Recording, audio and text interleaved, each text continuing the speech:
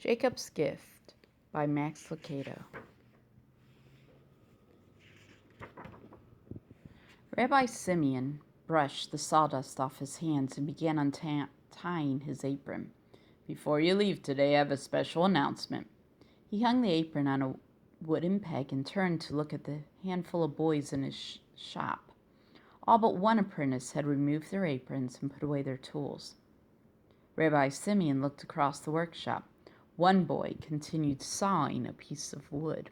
"Jacob," the rabbi instructed, "our work is finished for the day. Put away your tools." Jacob didn't respond. The only sound he heard was the swish, swish of the saw, and now swish, swish was the only sound anyone heard. But Jacob didn't know that. The other boys in the shop began to snicker. Rabbi Simeon let out a deep sigh and shook his head, but he wasn't mad. Deep down he was pleased. He, too, knew what it was like to get lost in the world of woodworking. But it was time to go home. "Jacob," the rabbi called again, his voice a bit louder. The sawing stopped. When Jacob heard no other sounds, he knew he'd done it again, and slowly he placed his saw on the table. "I'm sorry, Rabbi," he said softly. Rabbi Simeon smiled. "It's all right. Put away your tools and hang up your apron." Jacob quickly cleaned off his work area. With a sigh, he stood and walked across the room, never looking up. This was the part he hated most. Everyone was looking at him. He hung up his apron as the other boys continued to snicker. Jacob's cheeks burned. Finally, the rabbi spoke, and all eyes turned back to him. "As I said earlier, my nephew from Nazareth should be here within a few days. He is a master carpenter who knows quality work. He will help me select one of you for a special task. The one who builds the best project will work with me on the new synagogue." "It will be me!" The words were so strong in Jacob's head, he feared he had spoke them out loud. Only days earlier he'd overheard the rabbi say, "Just leave Jacob alone with wood and he can do almost anything." Jacob had turned red then, too, but that time with pride. "I just have to be chosen," Jacob determined. "I want to use my hands to help build God's house. It doesn't matter that everyone says I'm so shy. This time—" "Jacob, did you hear what I said?" No, sir." "I'll be away for the next 3 days, but you may all use the workshop to finish your projects." As the others began to leave, the rabbi asked Jacob to stay. Again, Jacob felt his cheeks warm. He waited till everyone had left and then approached the carpenter. "I'm sorry, Rabbi," he apologized. "I'll do better next time." The rabbi motioned for Jacob to sit on one of the stools. "Oh, Jacob, you've done nothing wrong. I asked you to stay so I could tell you something." The rabbi smiled, pulled up a stool, and sat down. He placed his big hand on Jacob's shoulder and began. "God has given you the gift of woodworking. What is difficult for many is easy for you. Surely you've noticed." Jacob nodded slowly. He had wondered why other boys struggled with wood to make things that seemed so simple to him. "God gives gifts, Jacob. Some can sing, others teach, and you can build. You have a special gift. Have you ever wondered why God gave you this gift?" "So I could be a good carpenter?" he guessed. "Well," the rabbi chuckled, "not exactly. God gave you this gift to share with others. Let's say you gave a present to one of my daughters. How do you think that would make me feel?" "Happy?" "Of course, even though you gave the gift to my child, I would feel you had given it to me. God is like that too. When we give a gift to one of his children, it's like giving a gift to God. If you ever have a chance to help somebody, remember what I told you. Now run home and tell your father that I hope he has an inn full of guests next week." That evening at supper, Jacob's father reminded him of the days ahead. "We'll be expecting a lot of business, son." "I'll get up early," Jacob promised. "I will work on my project in the mornings and help you in the evenings." The next 3 days, Jacob crawled out of bed while it was still dark and went to the workshop. With a fire going and lamp burning, he worked hard to complete his project. The other boys had laughed when he told them what he was going to build, but now it was almost finished. They weren't laughing anymore. Jacob was building a new kind of animal feed trough. His would have wheels. He got the idea while watching some men work in the stable next to his father's inn. They loaded a wagon full of hay, rolled it into the shed, and dumped it in the trough. And he thought, why not put wheels on the trough? And that's what Jacob was planning to do. Jacob had returned to the workshop after helping his father at the inn.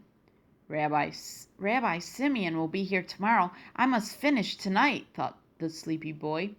Jacob looked at the trough and then at the 4 wheels piled on his workbench. So much work still to do. He was so tired. Maybe if I close my eyes for a few minutes.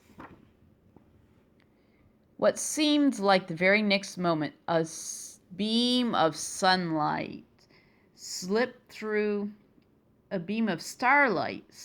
a crack and fell across Jacob's napping eyes. What? He shouted, startled by the sudden light. Had he slept through the night? Then he looked out and saw the village showered by a gleaming, shimmering light in the night. Jacob rubbed the sleep from his eyes as he walked outside and toward the star that seemed to dance in the sky near his father's inn. Then he heard a strange sound in the stable behind the inn, and quietly Jacob crept closer. He looked through a knothole in the stable wall. There, in a tiny nest of straw on the ground, was a baby. Beside the baby knelt his mother, and a man gently covered her with his cloak. The baby must be uncomfortable on the ground, Jacob thought. Quickly, Jacob turned and raced back to the workshop. He stood beside his newly built feed trough. He had measured each board so carefully. He had cut each piece with skill. He had oiled it with care. It was the best work Jacob had ever done. Tomorrow, the rabbi would select the best apprentice. But tonight, there's a new baby without a place to sleep.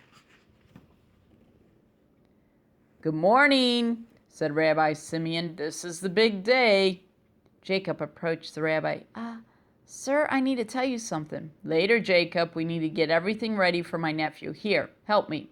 The rabbi's voice drifted off as he began to take the projects outside. An unfinished chair, a desk with one leg too short, and a wobbly stool.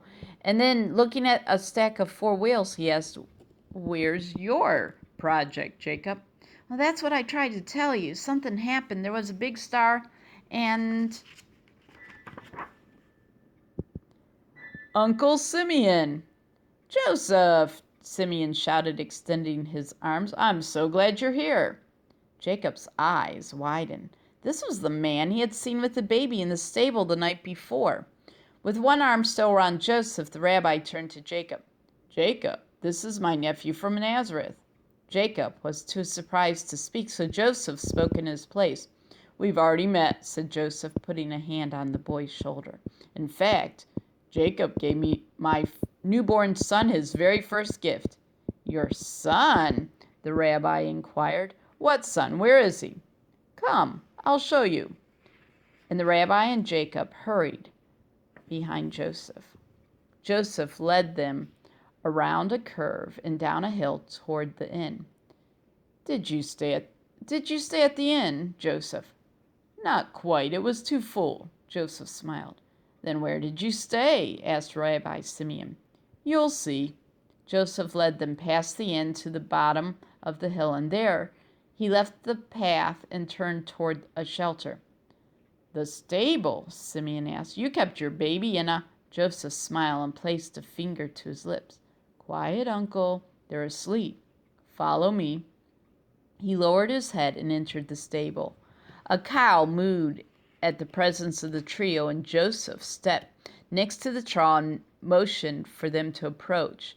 When the rabbi and his student looked inside, they saw a newborn baby. His name is Jesus, Joseph whispered, and he has a cradle fit for a king. Joseph's kindness made Jacob's cheeks turn red, but he felt so good seeing the baby asleep in the feed trough he had made. "Now I see why your project was missing," said the rabbi, "and this is the finest project I've seen. You will be the one to help build God's house. But tell me, why did you decide to give your feed trough away?" And Jacob smiled with delight. "I remembered what you said, Rabbi. When you give a gift to one of God's children, you give a gift to God," said the boy. And the rabbi's voice was soft. "And so you have, my son."